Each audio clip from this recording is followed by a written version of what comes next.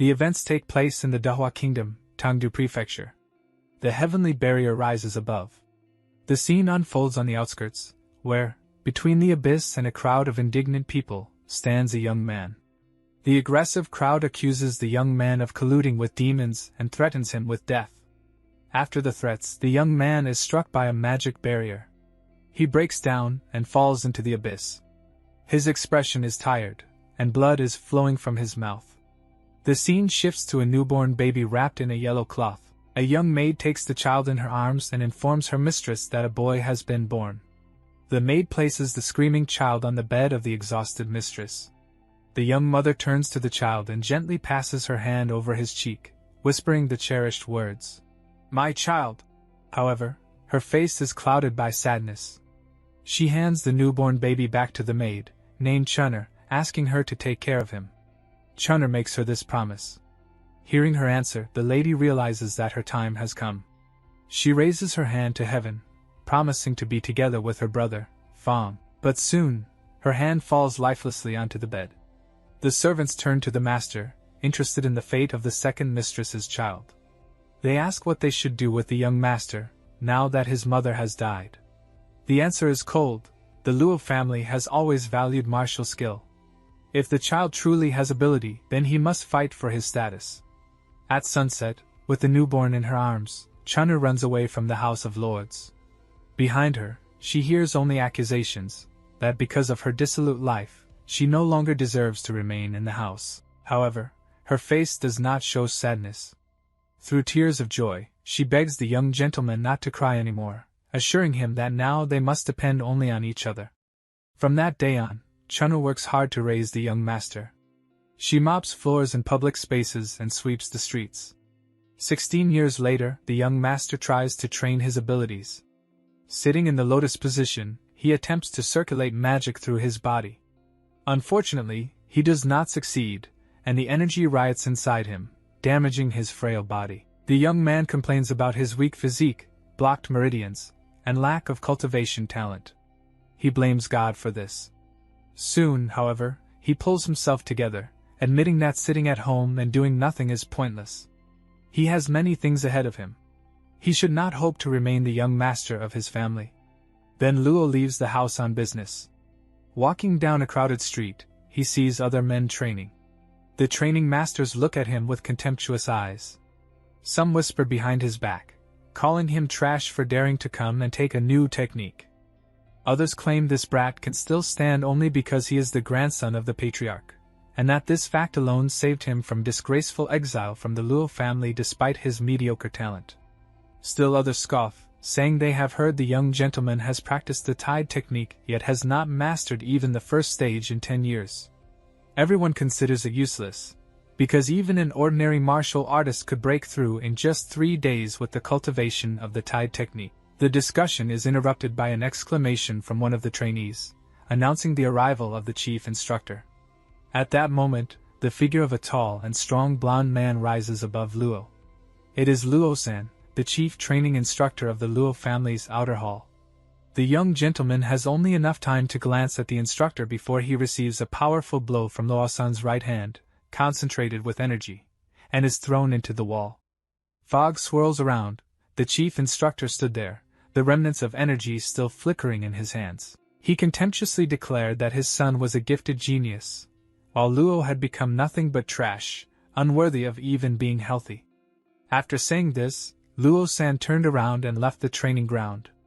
Behind him, the condemning voices of the students could be heard. Some said the chief instructor was acting unreasonably, since he himself was the cause of his own son's injuries due to cruel training. They added that no matter how useless Luo was, he was still the grandson of the patriarch. They believed Luo-san was simply taking advantage of the patriarch's seclusion to inflict more injuries on Luo. Others, however, objected. They said that Luo-san was now an expert at the 8th stage of the Haitian realm. Moreover, Luo's father had been punished by family law for colluding with a demon, and no one would dare to oppose such an expert for the sake of a useless brat. To them, the trash deserved what happened. That night, bad weather broke out over the small house. Loud peals of thunder illuminated the room through a single window.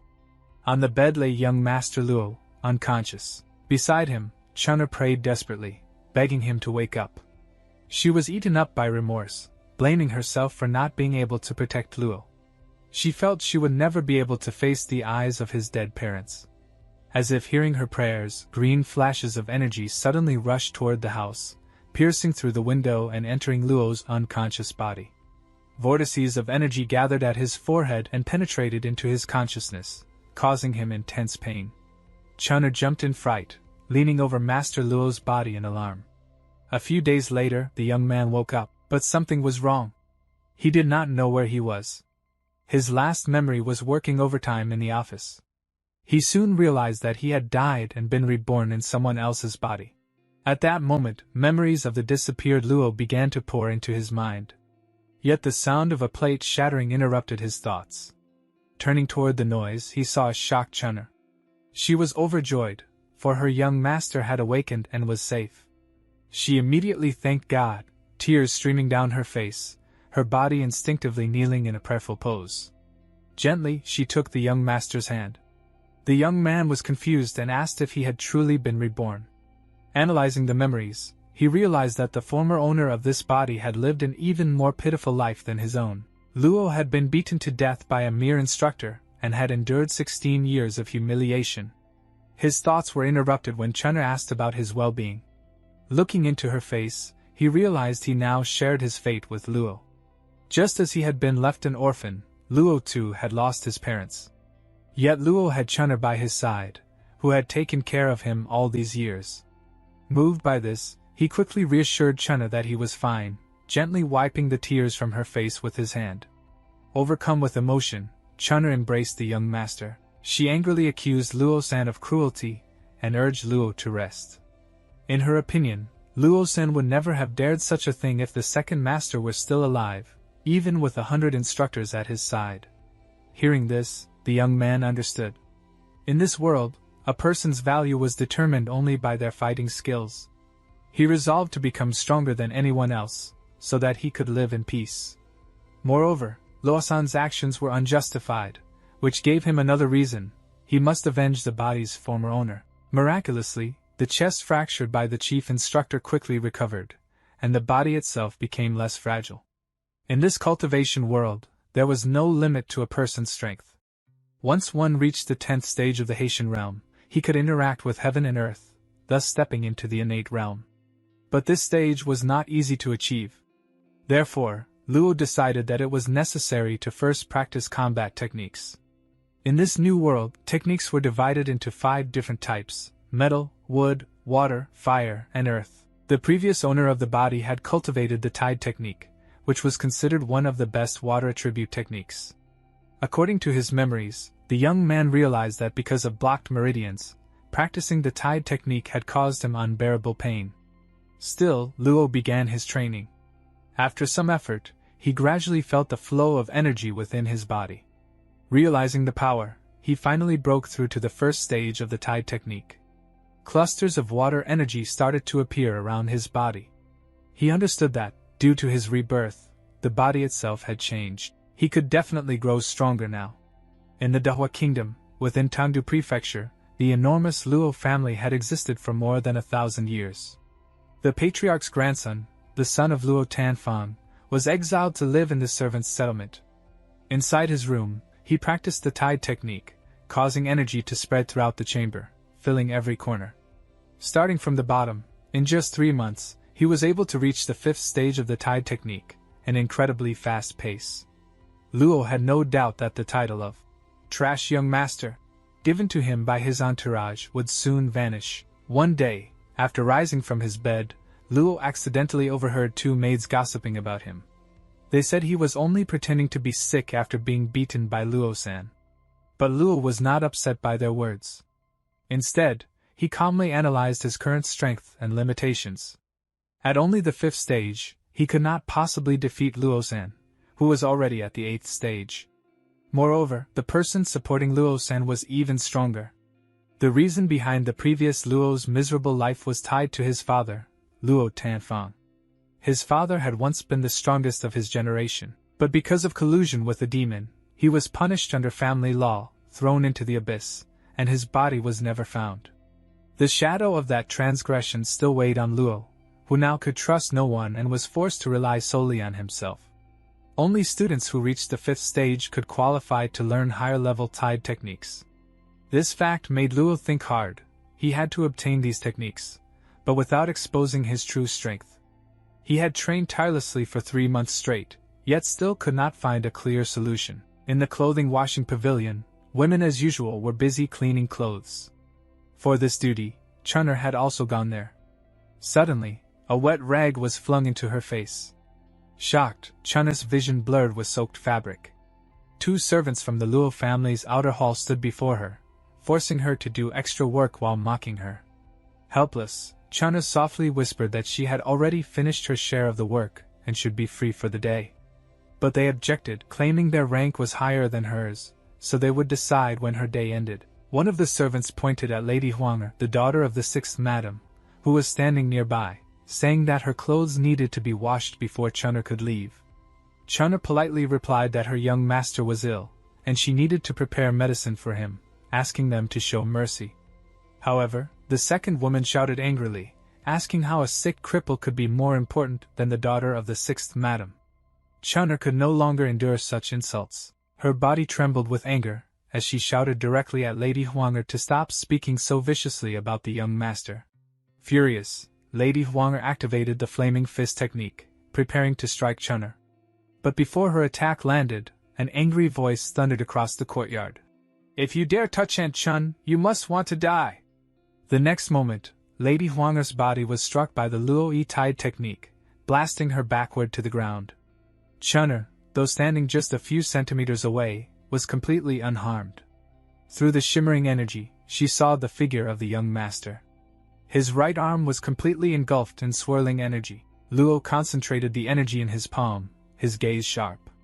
Lady Huang'er, terrified, screamed hysterically that he would not go unpunished and that the 6th madam would avenge her. But Luo answered coldly, "That will not stop me." With that, he unleashed his final blow. Lady Huang'er's entire body convulsed in extreme pain, blood spilling from her mouth. After such a strike, she would never rise again. The outer hall servant instantly realized the truth. Luo was no longer the same miserable trash. Terrified, he begged for mercy, bowing at Luo's feet. But Luo refused to dirty his hands further. He coldly warned, "If you dare to tell anyone what happened, Lady Huang'er's fate will be yours." Then he walked past and approached the weeping Aunt Chun. Smiling gently, he told her, "No one will ever touch you again." Together they left, leaving the trembling servant behind. That servant, still in shock, muttered to himself. Lady Huang'er had been at the 4th stage of the flaming palm technique, yet she had not even been able to touch the young master. Clearly, the wind was now blowing in a different direction. Later, during their walk, Aunt Chun asked Luo not to reveal his strength. She said she was already old and did not care what happened to her, but she did not want anything to happen to him. Luo reassured her with confidence, promising to take care of everything. He also reflected that Lu Yang, the servant who had witnessed the fight, was not foolish enough to spread what he had seen. After all, the laws of the Dahua kingdom were strict, so strict that even a useless prince would not dare to challenge a servant's word. A month later, Luo Yi was once again training the tide technique. He understood that in order to reach the 6th level, he needed a technique of the same rank. The only problem left was figuring out how to obtain it. Outside, he encountered Luo Yang, who greeted the young gentleman with a respectful bow. Luo Yi, seeing him, invited him inside the house. After they entered the room, Luo Yi asked the servant what he needed and why he had come. Luo Yang explained that he had already disposed of Huang'er's body, dumping it at the foot of the mountains. This did not surprise Luo Yi, so he repeated his question again, demanding to know the true reason for Luo Yang's visit. At that, Luo Yang fell to his knees, begging forgiveness for his past disrespect and swearing that from now on, he would follow Luo Yi's orders. The cunning servant had realized that while the Grand Patriarch was still in seclusion, Luo Tanba's temporary faction was in power. That faction was not on good terms with Luo Tanfang. Therefore, Luo Yi would surely try to hide his strength until the Patriarch emerged from seclusion, which would take 6 more months. During this time, Luo Yi would need trustworthy assistance, and Luo Yang saw it as his chance to rise to a higher position. After considering what Luo Yang said, Luo Yi ordered him to obtain the scriptures for the 6th and 7th levels of the Tide technique, promising him rewards in return. Believing this was a test of loyalty, Luo Yang swore he would acquire the scriptures within 3 days.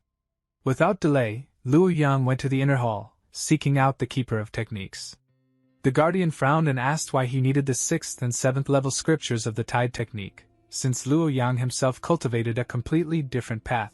Thinking quickly, Luo Yang made up a story.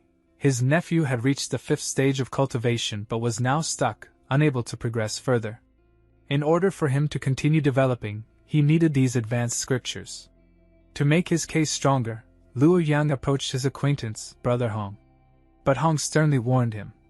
Transferring scriptures from the inner hall to the outer hall is punishable by death. Luo Yang, however, insisted. He swore that he would personally supervise his nephew, who, he claimed, didn't even live in Tangdu. The boy would simply learn the techniques and then leave, ensuring no one ever found out. Luo Yang took full responsibility and promised never to mention Brother Hong's involvement. After a pause, Hong sighed. He gathered energy in his palm, forming a small glowing orb. This, he explained, is a condensing Kai pill. It will last for 6 months. Luo Yang gratefully accepted the pill, vowing to repay Brother Hong for this great favor. An hour later, Hong returned carrying 2 scrolls. He handed them over, sternly warning Luo Yang not to lose or damage the scriptures. Luo Yang bowed deeply, expressing his thanks and promising to repay this kindness in full. Yet, in his heart, he was already thinking that such a swift success in completing the task would surely earn him even greater favor from the young master. Luo Yang presented the scrolls he had obtained to young Master Luo, who was extremely pleased. Moreover, Luo Yang once again swore allegiance to the young master for the rest of his life, promising to carry out any order without hesitation or question. In gratitude for his service, Luo Yi allowed Luo Yang to stop kneeling whenever he entered the young master's room. Luo Yi then asked whether Luo Yang had truly suspended Aunt Chena from her work. Luo Yang immediately replied that he could never force the young master's most precious aunt to continue laboring. He also complained that this was the only thing he was capable of doing for Chena, given his limited ability. Luo Yi praised him for his efforts but warned him not to overdo it again. He also forbade him from visiting the house anymore, saying that from now on, the young master himself would seek him out when necessary. Luo Yang instantly understood that frequent visits might attract unnecessary attention. He admitted it had been careless of him, agreed with the order, and left. 3 months later, while gazing at the snowy landscape outside the window, Luo Yi reflected that mastering the 6th and 7th stages of the Tide technique was truly difficult. It had taken him 3 full months to reach only the middle of the 7th stage. Now, just 6 months remained before this year's talent tournament. At that tournament, he would need to prove his skills and qualify to enter the Palace of Martial Skills. Luo Yi knew that until he completed the 7th stage, he would be in constant danger, but once he surpassed the Haoshuan realm and stepped into the innate realm, the time for his revenge would come. In his heart, Luo Yi silently addressed the body's former owner, promising to avenge every insult and never forgive anyone who had mocked him. His thoughts were interrupted by Chena's gentle voice. She asked if the young master remembered what day it was. Luo Yi softly replied that today was the anniversary of his mother's death. Aunt Chena confirmed his words and urged him to go to the graves of his mother and the second master to offer prayers. Together, they went to the outskirts of the village to pay respects. Kneeling before the makeshift altar, Luo Yi wondered if he could truly be considered their son. Even if he was not, he felt no objection to honoring them. Beside him, Chena wept bitterly, asking how her beloved masters were faring in the afterlife. She cried that Bai Chun had also wished to join them in service, but since the young master was still too young, she could not abandon him to follow them.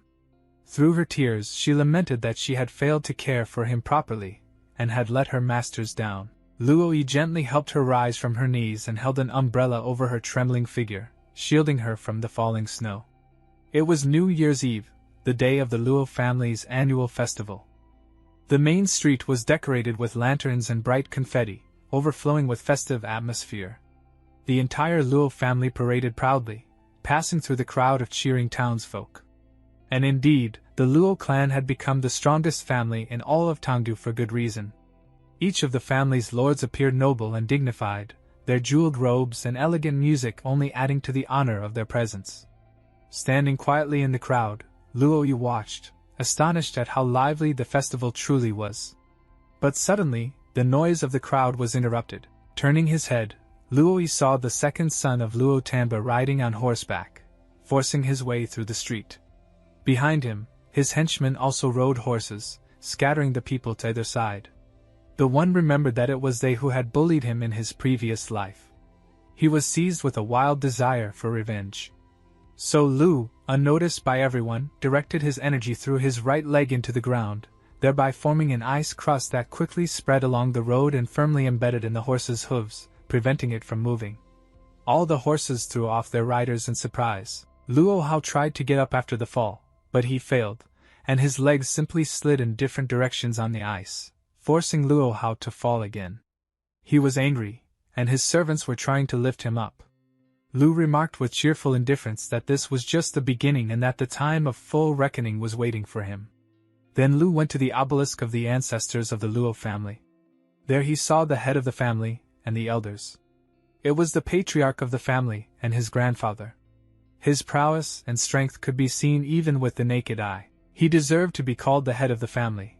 With his aura alone he silenced everyone. This was possible only for the owners of great power. His figure towered majestically above the crowd, and the golden robe only emphasized his status. Next to the patriarch of the family was Luo Chunba. Even after the death of his brother Luo Chifeng, he encouraged people to drink and celebrate because they were always fighting for power among themselves. Lu reflected that if his strength was revealed, then Luo Chunba would be the first to worry. The Luo family was fighting for power with each other, but he was not interested in it. He planned to reach the innate realm and rid himself of the drama of the Luo family. The head of the family spoke about the fact that 29 generations had passed since their ancestor Luo Qingfang came to Chandu. Today, they paid tribute to their common ancestor on the last day of the old year. He wished that the glory of the family would continue to be passed down from generation to generation. In honor of this, he ordered a sacrifice. The sacrifice was a demonic beast, Liger.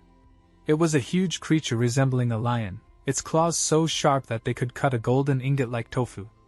It was carried in a cage by 4 servants.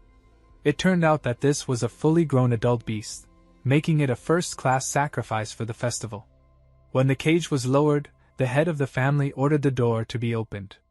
It happened in the blink of an eye, and the beast was outside on the street, immediately trying to attack the patriarch.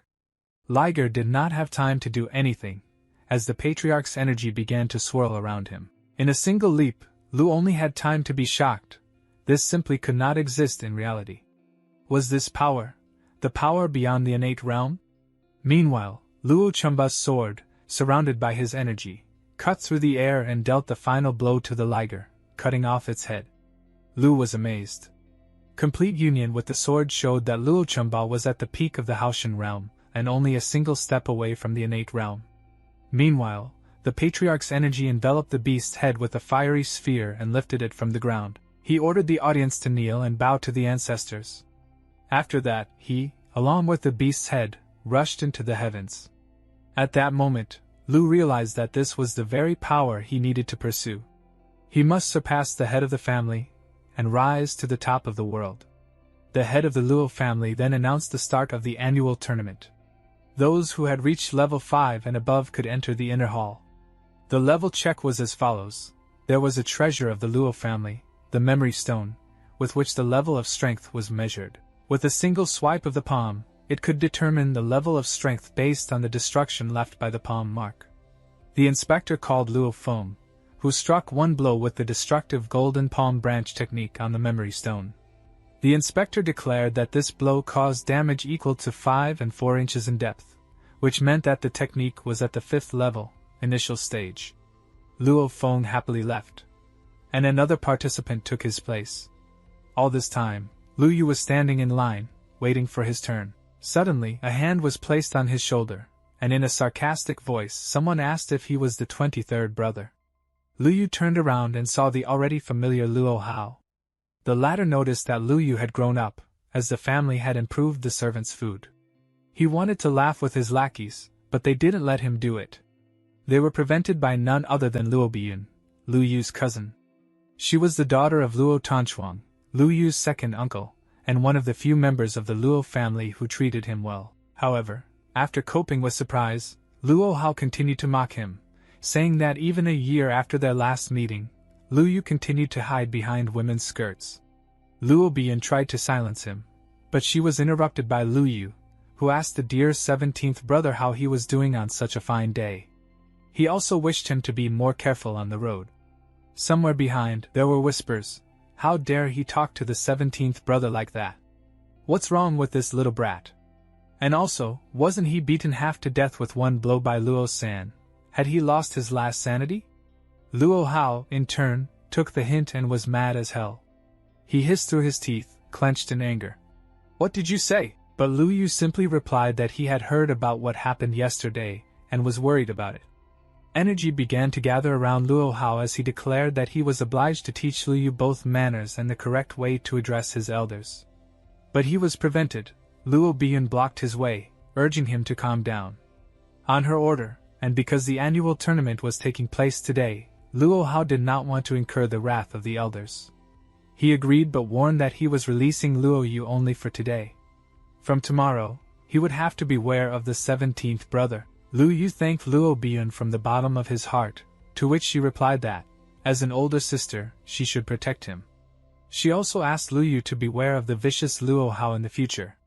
Lu Yu only noted that there were family rules that even Luo Hao would not dare break. Luo Biyun merely marveled at how confident Lu Yu had become. Meanwhile, Luo Chumba announced that the evaluation of the main branch bloodline had been completed. But he was interrupted by Lu Yu, who pointed out that he had not been checked yet. The crowd around him laughed, throwing insults at him, but all of this was silenced by the decision of the patriarch, who loudly announced that Lu Yu could take the test. Luo Chumba was indignant but gave up and invited Lu Yu to the memory stone. Luo Biyun tried to stop him, asking if he was sure, but he only assured her that everything would be fine. Lu Yu walked up to the stone and concentrated all the energy in his right hand, after which he struck. The inspector announced that the depth was 5 3 inches. Title Arts. The young master is at the 5th level, middle stage. People started talking. At 16, to reach the 5th level of the stage was brilliant, which meant he was not a loser at all. Lu Yu was also praised by the examiner. Luo Hao, however, was thinking that all this glory should belong to him. Having dropped the title of garbage, Lu Yu still hid cards up his sleeve. That was not all. Luo Chumba was at a loss as to how this loser could become so powerful at his age. The question remained unanswered, and he simply announced aloud that the assessment of the main family branch had been completed, and now the children of the side families would be evaluated.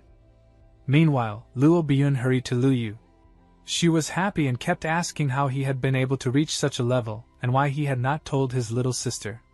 She was in awe, while Lu Yu thought about the need to find a plausible excuse. Lu Yu told Luo Biyun that when he was beaten by Luo San 6 months ago, an old man appeared to him on the verge of life and death and forced him to eat some strange pill. After that, his injuries not only fully recovered but he also stopped having problems with improvement. Luo Biyun was surprised. Was there really such a pill that could help someone reach the 5th level out of nothing in 6 months? Meanwhile, Lu Yu thought that he had incredible support, because of which no one could do anything wrong to him. He needed to reach the innate realm, and then all those who looked down on him would pay. The ringing of a bell interrupted his thoughts. Luo Tamba announced that at the end of this year, in addition to 4 members from the main family, 12 members from the side family who had reached the 5th level would also be able to enter the inner palace. Those who had not reached the 5th level would participate in an elimination match. After these words, a girl in white flew into the arena. Someone watching the battle noted that it was more exciting than anything seen on TV. The girl in the arena effortlessly and single-handedly scattered everyone who tried to compete with her, and became the only winner. This aroused Lu Yu's respect, and he decided that such a force should be reckoned with. Luo Chumba then announced the end of this year's tournament, and asked everyone who had received the right to enter the inner hall to gather in the elite combat hall of the martial palace. Lu Yu went to the inner palace, where he saw Luo San at the entrance. Lu Yu thought with annoyance that enemies often crossed paths.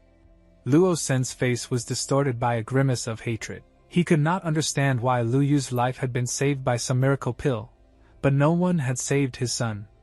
Luo Sen's son's talent had been better than Lu Yu's. The guards also did not let Lu Yu inside, arguing that the rabble had no place in the inner hall. Lu Yu asked Luo Sen why he was still considered a rebel even though he had qualified. Luo Sen turned away, ignoring the question. Lu Yu realized that nothing could be achieved by talking, so he began to concentrate his energy in his body, justifying to himself that he did not want to do this. At the same moment, the swords in the guards' hands flew in all directions, as did the warriors themselves. Luo Sen, enraged, asked how he dared to raise his hand against the Iron Guard. After that, he ordered his soldiers to attack Lu Yu. The fighters obeyed the order. One of the soldiers explained that those who attacked the Iron Guard, regardless of their status, should be executed. The fact that Luo Yu was a direct descendant of the family did not give him the right to act at his discretion. Lu Yu interrupted the speaker, saying that they were the violators of the rules. He had earned the qualification to enter the inner martial palace by reaching the strength of the middle of the 5th stage, and the whole Luo family knew about it. However, the guards dared to go against the family rules and try to stop him. The soldiers of the Iron Guard were given powers by the Luo family. But is that why they should become Luo Sen's dogs?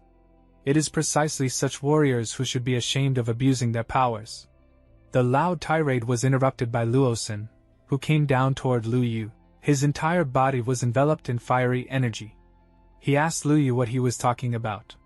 Lu Yu, after assessing the opponent's strength, realized that he was using the Golden Core technique, at the beginning of the 8th level. Trying to provoke Luo Sen, he called the latter a dog and asked him about his intentions to fight. The brawl was interrupted by Luo Chunba. Both opponents immediately felt the force surrounding his body. Lu Yu thought maliciously that Luo Chunba only wanted to play the good person. After watching the show for so long, he just wanted to check on him. Luo Chunba asked what was going on.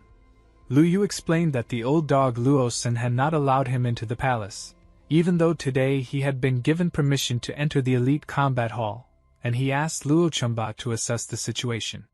Luo Chunba turned to Luo Sen to find out if Lu Yu was telling the truth.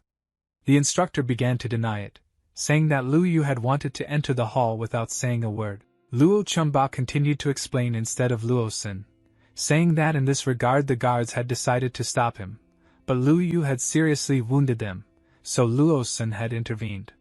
Lu Yu chuckled, thinking that they were a wonderful pair of actors who wanted to cancel his qualification.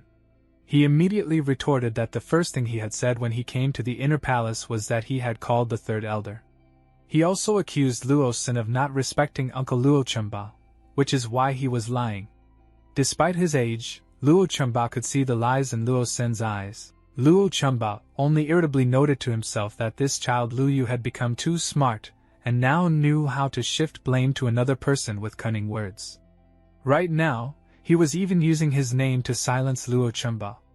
Luo Chunba concluded that Lu Yu should not be underestimated. Now aloud, he said that the situation had happened only because of a small misunderstanding, so he asked Luo Sen to listen to people from now on. Then he asked Lu Yu to follow him. Along the snow-covered path, there was a column of people, masters who had received qualifications, and Luo Sen's improvised caravan was closing it. Luo Chunba told the masters that as soon as they entered the inner martial palace, they would be able to choose and study a martial technique from the Holy Hall.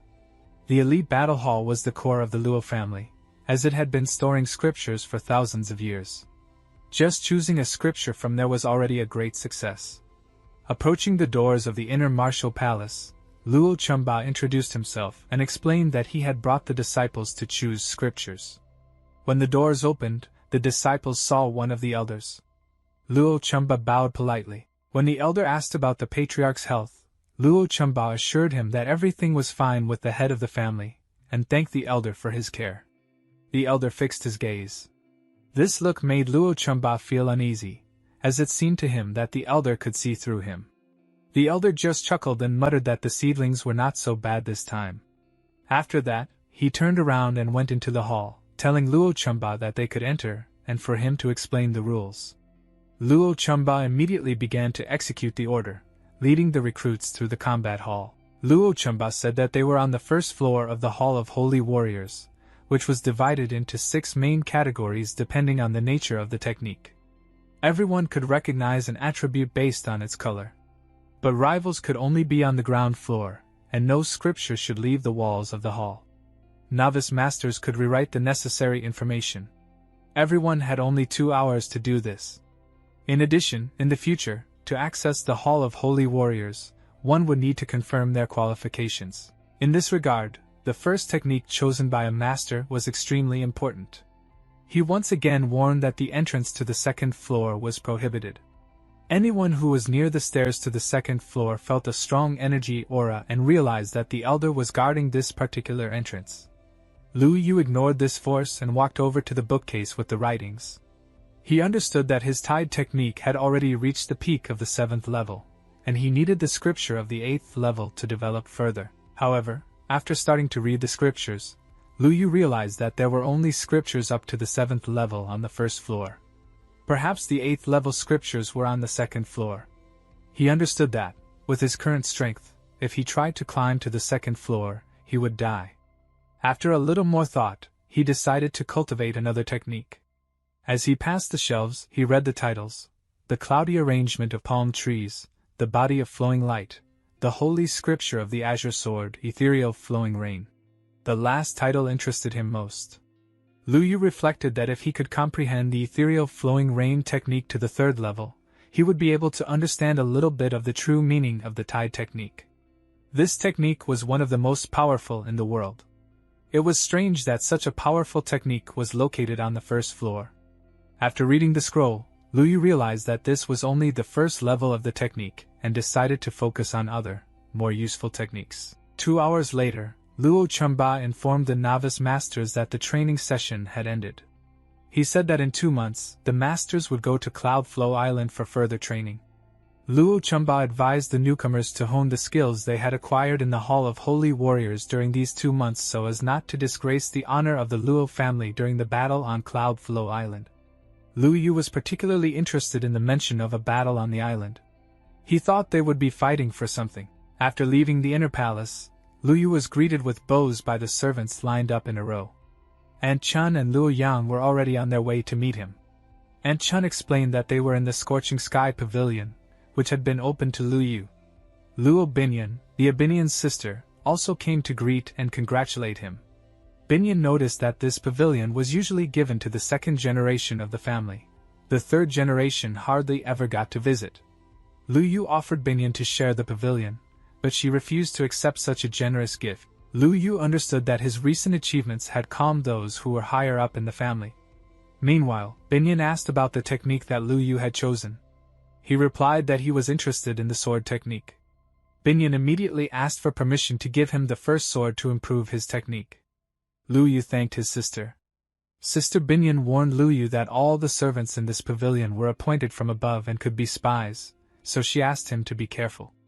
Lu Yu thanked his sister for the warning. At night, Lu Yu went to the grave of Chan Feng so that he would not be seen by extra eyes in the residence. He was sure that no one would go there. However, as he approached, he saw a lonely figure sitting near his father's grave. Approaching her, he was surprised to realize that it was the patriarch. He had been waiting for Lu Yu. The head of the family asked if Lu Yu hated him because, as a grandfather, he had not fulfilled his role. Lu Yu only shrugged his shoulders, noting that he did not remember him as a grandfather, and therefore did not feel hatred. However, he understood that the status of patriarch imposed certain obligations on a person, which he could understand.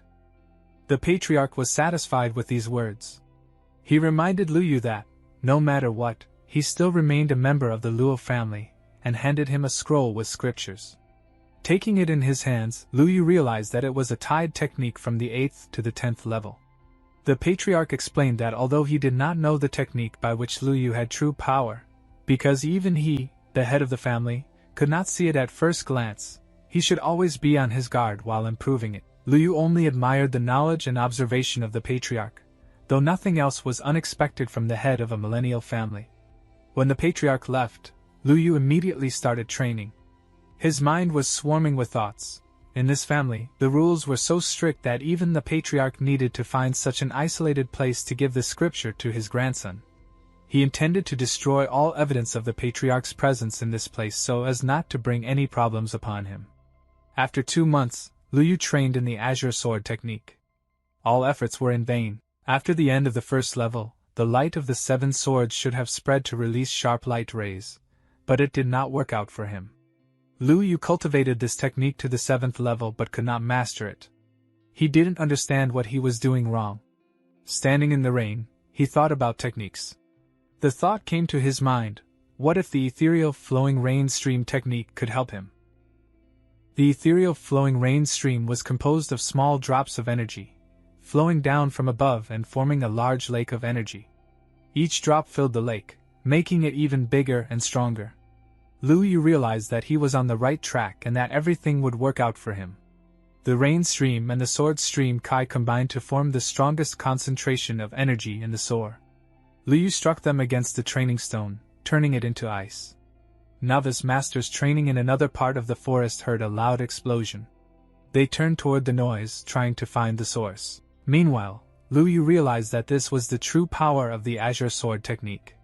Surely, fate favored him, which was why the rain had started, guiding him in the right direction. Lu Yu's next goal was to achieve the true essence of the tide technique, which no one had managed to learn so far. He realized how terrifying the Azure Sword technique was, as he had used up all his stamina while using it. He needed to be ready for the next attempt. However, when he turned around, he heard other masters trying to locate the source of the noise. He was surprised that he had attracted so much extra attention. It was not the time for exposure, so he hurriedly hid in a thicket of the forest. The novice masters who had arrived at the noise saw only the stones showering down and turning into crystal ice. This could only be done by someone who had the water attribute at a level not lower than the 7th stage. The coach corrected them, saying that such a feat could only be done by someone in the innate realm. Everyone was shocked. There was another expert who was at the same level as the patriarch. The Abinian, who had come among the arrivals, offered to inform the family that there was an expert with such power in the back of the mountains. Lu Yu's meal was interrupted by Luo Binyan. She asked Lu Yu where he had been all day. He replied that he had been cultivating in the lowlands of the mountain. The Abinian was surprised and asked if he had been at the back of the mountain. Lu Yu explained that he had not been there and asked what had happened. The sister explained that there was an unknown expert in that territory who was in the innate realm. Lu Yu was surprised. An expert in the innate realm? He understood that Binyan was talking about him, but he was not in the innate realm. He asked why they thought that the person who had infiltrated the family's territory was an expert in the innate realm. Binyan explained that the 13th elder, who was with her, had told her that the innate energy orb revolved around the surrounding area. Lu Yu realized that Binyan was talking about the flow that would help him understand the truth of the technique. One cannot learn this feeling verbally. One must experience it personally. It would help Lu Yu reach the innate realm after he reached the peak of the Hongshan realm. He asked how the family was going to deal with the stranger. Binyan explained that the expert had not done anything yet and only advised that people avoid going to that part of the mountain too often. She also reminded him that on March 5th, Lu Yu and Luo Binyan would be going to Cloud Flow Island, so it was necessary to improve their techniques as much as possible until then. Lu Yu promised to work hard. On the 5th of March, Binyan and Lu Yu arrived at the crossroads of the Ras Sand at the port, from where the ships departed for Cloud Flow Island. A large number of people were already standing on the square. Lu Yu was confused. Why were there so many people? Binyan replied that in the Luo family, those who had not reached the 8th level and had not yet turned 30 were sent to train on Cloud Flow Island every year. Over time, this had become a tradition. The number of people was growing. Lu Yu inquired about why they were still standing there. Binyan explained that, as a beginner, he had already been assigned to a small group, which she would lead him to. Lu Yu and Binyan went to their group. Upon arrival, they were met by the captain of the group, the 15th brother, named Lu. He introduced himself, and asked to be called Brother Lu. He also wanted to introduce Lu Yu to everyone present, but he was interrupted by a bald guy. The bald guy said that there was no need to introduce him. He was Luo Singh Aflo. If Lu Yu respected him, he could call him Brother Singh. If not, he could call him bald. Lu Yu laughed and remarked that this was exactly Brother Singh's point. He was too straightforward. He was also the vice captain of the group. Brother Singh asked if his straightforwardness was inconvenient.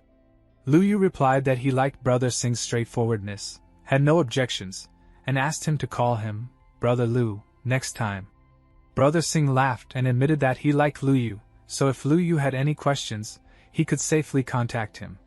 Lu Yu then wished everyone to get along this year. This year, the third uncle would lead the squad. The only one close to his uncle was his son, Luo Yan. The uncle also gave orders to the first 5 groups to board the first ship on their own. The seating then began. Lu Yu was in the third group, so he also followed onto the first ship.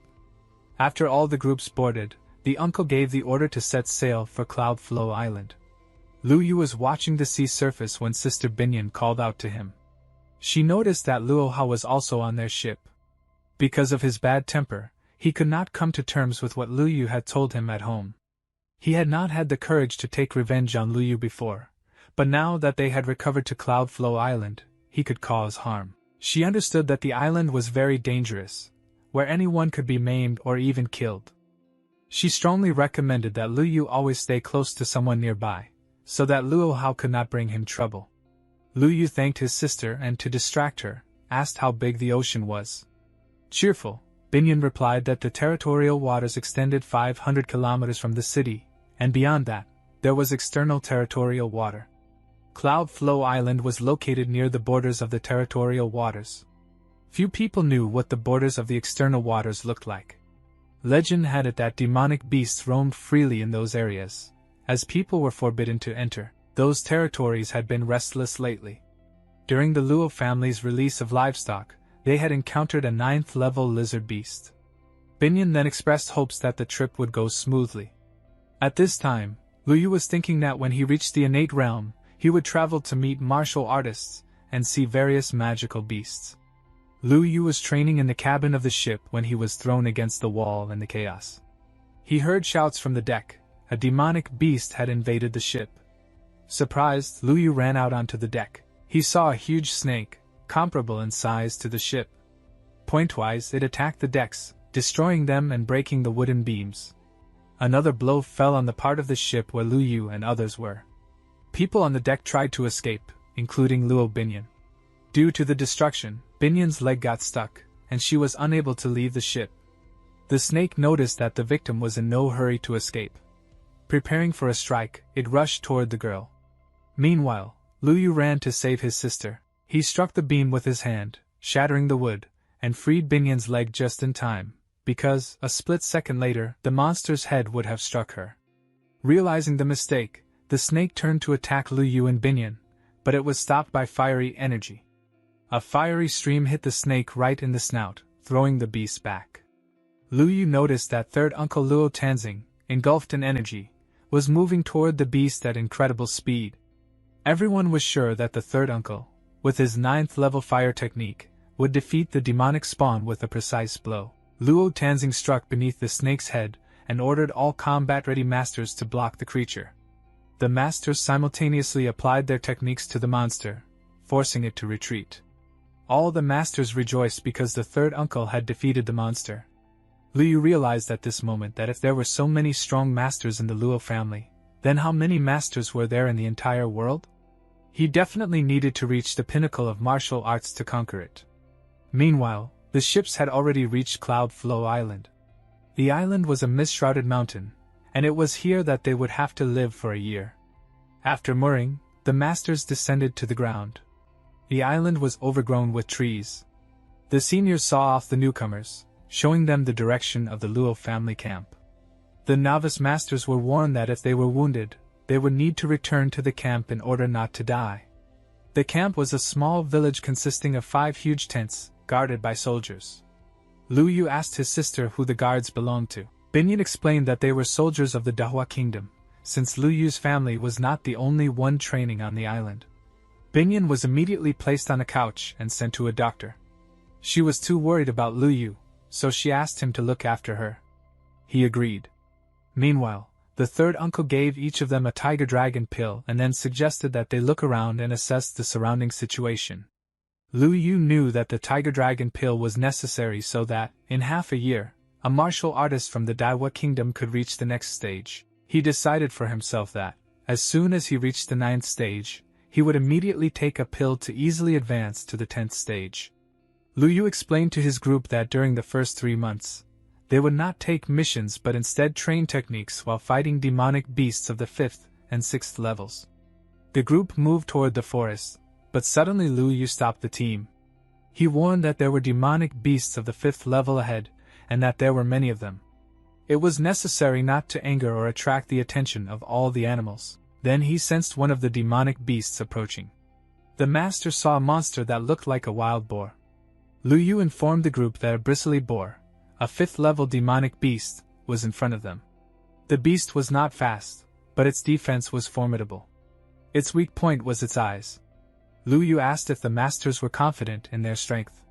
He understood that he could not retreat and avoid participating in the first battle with the demonic beast. However, no one should know that his strength was far higher than anyone imagined. He would only have to use techniques of the 5th intermediate level. Lu Yu stepped out of his hiding place and was immediately noticed by the boar. From the fury of the beast, smoke poured out of its nostrils.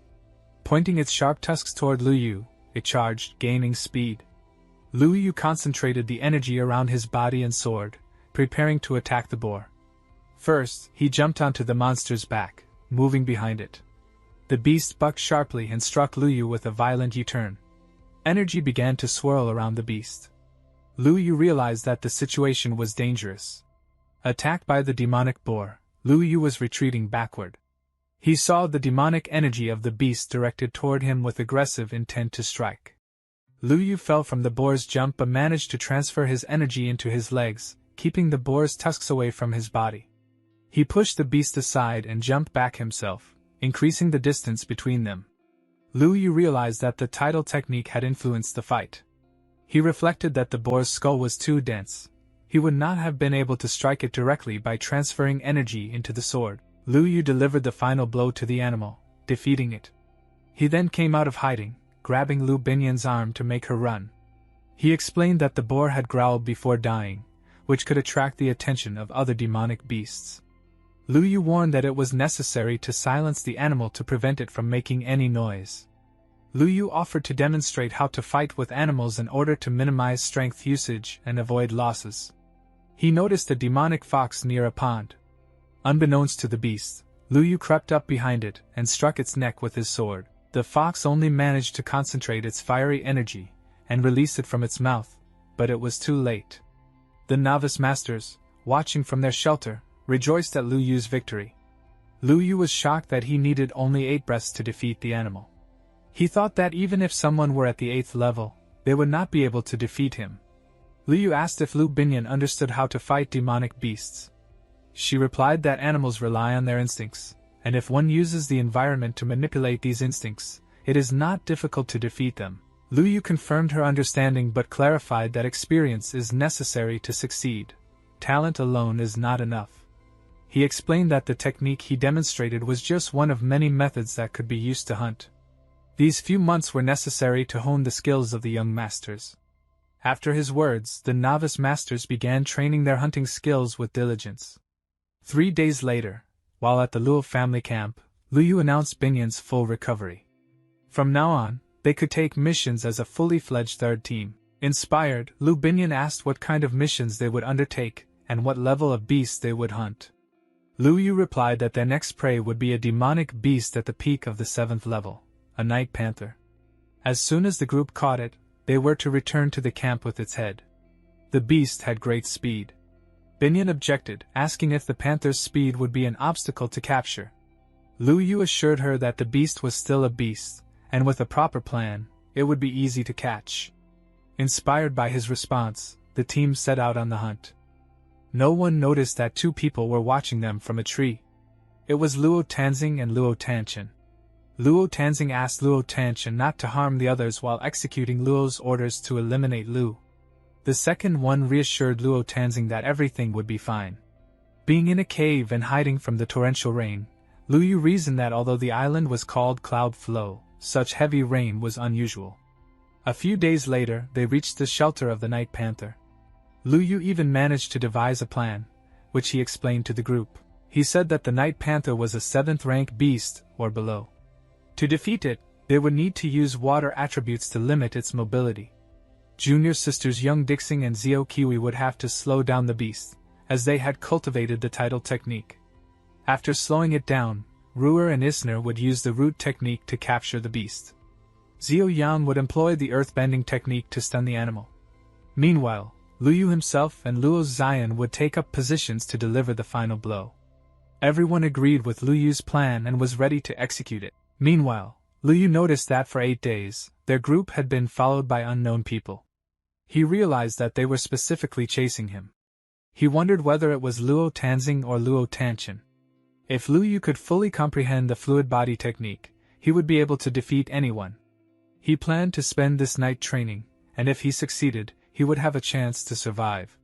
The Yui left the cave and headed into the depths of the forest. Lu Yu trained throughout the night. He understood that in their world, there were those who lived thanks to water and those who could control water. Lightning steps were steps formed with the help of light, allowing movement in space at lightning speed. However, they absorbed too much Kai energy, so they could only be used as a last resort. The next morning, the whole group gathered near the nest of the Night Panther. Lu Yu signaled that he would go first to explore the habitat of the beast, and ordered the rest to wait in place. Meanwhile, Luo Tanchen and his men were watching them. He needed to eliminate Lu Yu, but they never got the chance. Lu Yu was constantly with the group, so attacking him directly was impossible. They would have to proceed with Plan B. Tanchen ordered his son, Dinger, to stay in place and, even if delayed, not to take any action. Tanchen decided he could protect the group, so he decided to use the spiritual invigorating pill on the demonic beast to gain full control over its mind. Lu Yu felt a surge of pride at having forced Tanchen to resort to such a pill and die with honor. Tanchen launched the pill into the purple harpy's body using a secret technique, enslaving the harpy's mind. However, this control was temporary, and Tanchen remembered it. He was confident he would have enough time to kill Lu Yu. He planned to use the harpy as a means of transportation. Meanwhile, Lu Yu was inside the Night Panther's cave. The team grew anxious because he had been inside for too long. After some time, he emerged and explained that the cave was filled with too many branches and vines, which prevented easy passage. The beast was fast asleep, which was the ideal situation for them to attack. He said the chances of success were high, and they needed to move immediately. Tanchen's men, watching the group, were excited that the team wanted to enter, but Dinger ordered them to wait. He wanted to take revenge on Lu Yu for his previous downfall. One of his men saw a demonic beast in the sky. Dinger ordered them to remain still because they were unsure if the beast would fall on them. As the beast approached, Dinger noticed his father on the harpy. He was stunned and could not understand how his father had managed to subdue the demonic beast. Tanchen ignored the question and asked where the group had gone. Dinger replied that they were in a cave. Tanchen demanded that they prepare a trap at the cave entrance, explaining that they needed to separate Lu Yu from the others. Meanwhile, Lu Yu's third team was executing his plan. Lu Yu began distracting the Night Panther. As the beast woke and rushed at him, this became the signal for the rest of the team. The participants who had cultivated the tide technique slowed the monster and surrounded it with walls of ice. At the same time, the slowed beast was immobilized by roots of plants that had sprouted through the ice. The two masters rushed to the beast to deliver the finishing blow, but something went wrong. The beast escaped from the grip of the root technique, and managed to avoid the strike of one of the sword masters. Lu Yu realized that this was the perfect moment to deliver a winning strike. Lu Yu came close to the Night Panther, raising his sword for the final blow, but he suddenly heard the sound of a winged beast. If a second beast appeared in the cave, the speed and reaction of the Night Panther would increase. The panther was able to dodge Lu Yu's strike. Assessing the situation, Lu Yu ordered his group to quickly leave the cave. The harpy appeared too suddenly and at the most inopportune moment. The third team ran toward the exit but noticed Luo Ding and Lu Yu near the entrance. Lu Yu asked them if they had attracted the flying beast into the cave. However, Luo Hao explained that they had tried to hunt the harpy but had miscalculated their strength and decided to hide in a cave. Lu Yu doubted their words and asked why the harpy's nest was not marked on the map. The question remained unanswered. Suddenly, the Black Panther leapt out of the cave, its body enveloped in energy, and attacked the people standing at the entrance. Lu Yu tried to repel the attack by channeling his energy into his sword and launching a counter-strike. Two opposing energies collided in battle, either willing to yield. Suddenly, a small stone stake formed between Lu Yu and the panther, causing severe damage to the beast. Luo Ding assured Lu Yu that his team would help restrain the panther. In addition, he offered to lure the harpy to another location, since both beasts were too strong for them to fight together. Lu Yu agreed. The Luo Ding team took responsibility for distracting the harpy. 3 more people ran with him. He instructed them to hold the panther for 10 breaths so that they could lead the harpy elsewhere. At this time, Lu Yu thought, the harpy's nest could not have been unmarked on the map. How were the people following him involved in this? Who were they trying to kill, Lu Yu or Luo Binyan? His thoughts were interrupted by a huge shadow looming over them. Luo Ding ordered everyone to scatter in different directions and run to the trees to lure the harpy. They must not let the panther and the harpy unite. Lu Yu saw the harpy fly over him but not strike. He realized that the demonic beast was under someone's control. Whoever was behind this had spent a lot of resources to achieve this effect. He wondered, was it Luo Tianqin or Luo Tanzing? Running would be useless against the harpy. If Tanzing was behind everything, then Lu Yu could use lightning steps to escape. But if Tianqin was in control, he could defeat him in battle. Meanwhile, Luo Tianqin noticed that Lu Yu was alone. Mentally, he commanded him to prepare for death. He sent a mental order to the harpy to attack Lu Yu. The demonic beast swooped down, dropping to the ground directly in front of the ready-to-fight Lu Yu. He held a sword in his hands, his eyes full of determination. He saw his uncle on the harpy but remained calm. Lu Yu understood Tianqin's intentions. He reflected on how much effort his uncle had to spend to manage the harpy, and how much money it must have cost to control it. Tianqin praised Lu Yu's shrewdness and even predicted a great future for him, but Lu Yu would not follow those expectations. He asked himself not to blame his uncle for the fact that he might not survive. Ignoring Tianqin, Lu Yu was the first to strike. He channeled his Kai through his sword toward the harpy. From the blue energy, the harpy froze midair, leaning back, and became an ice statue. Tianqin stared at the frozen bird in shock. He had no idea that Lu Yu was both so fast and strong. Clearly, Lu Yu was not at the middle stage of the 5th rank. By a miracle, Tianqin himself did not fall under Lu Yu's blow. Determined to attack, Tianqin concentrated his energy into his sword. Using his sword, he split the ice restraining the harpy. However, the harpy did not rise into the sky, it fell like a stone to the ground. Tianqin realized that if Lu Yu could defeat a demonic beast at the peak of the 7th rank, then Lu Yu himself must be at least at the 8th stage. It seemed impossible. Meanwhile, Lu Yu, concentrating the water technique within his sword, attacked Tianqin. The latter drew his sword, jumped back, and sent a surge of light energy toward Lu Yu. The water energy and the light energy converged, creating a massive explosion. The shockwave threw Lu Yu and Tianqin to opposite sides. Tianqin quickly regained his footing and approached Lu Yu. He was well aware that he could not give Lu Yu a chance to strike. Lu Yu flipped in the air, pointing his sword toward Tianqin, signaling his readiness for battle. Tianqin was irritated that he was exerting so much power against a 16-year-old boy standing in a fighting stance with his sword raised high. He concentrated his Kai into the sword. With the naked eye, the pure and powerful energy flowing around his body was visible. He blocked Lu Yu's sudden strike. Tianqin understood that the boy should not have survived this encounter. He struck a terrifying blow at Lu Yu, but the latter managed to block it with his weapon. Sparks flew as metal clashed against metal. Their swords could not physically withstand being filled with such immense Kai. Both realized with horror that their blades were crumbling. Tianqin was furious that a boy could repel a strike of such force. Jumping back, he sent a pillar of fiery light toward Lu Yu, but the latter deflected it. What is this technique? Tianqin thought. Lu Yu used the lightning steps technique to evade Tianqin's strike and counterattack. Tianqin's body fell to the ground. Lu Yu deduced from the battle that it was not worth standing face to face with an expert.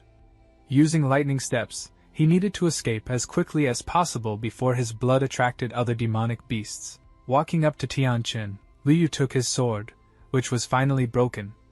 After searching his body, Lu Yu found a scroll containing the scripture of the 5-star shadow sword technique, a spear taming technique, and a pill with similar effects. Lu Yu decided not to return to the family yet, as Luo Tanzing would quickly understand who was responsible. He was not in a position to defend himself if attacked. Meanwhile, Luo Tanzing listened to the servant's report. There had been no information about Tianqin. Young Master Luo Ding's team returned 6 days later, but they had learned nothing about Tianqin. Luo Tanzing asked if the third group had returned. The servant replied that they had returned 2 days ago, but Lu Yu was not with them. Tanzing immediately ordered a more careful search for information about Tianqin and instructed that any findings be reported to him immediately. He was worried about the absence of the 12th brother. The entire mission could not have gone poorly because Lu Yu was far weaker than Tianqin.